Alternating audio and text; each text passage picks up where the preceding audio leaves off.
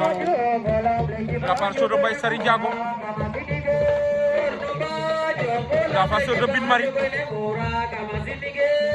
waaw Mbaye Sary Ndiago samp na ba jënd Coly Sary Ndiago la part de Kër Mari mooy samp ba jënd noonu fii ci Ngalañ dem na desoon ci poids léger yi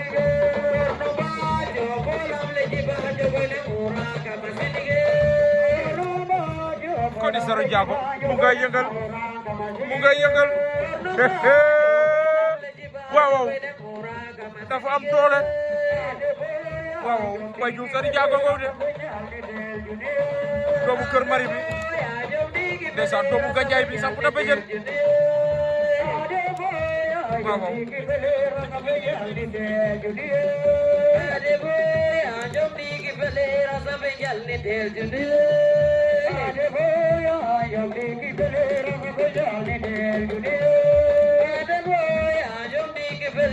Mbaye Diouf Sary Ndiago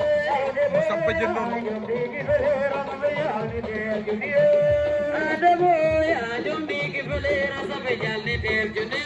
Coly Sary Ndiago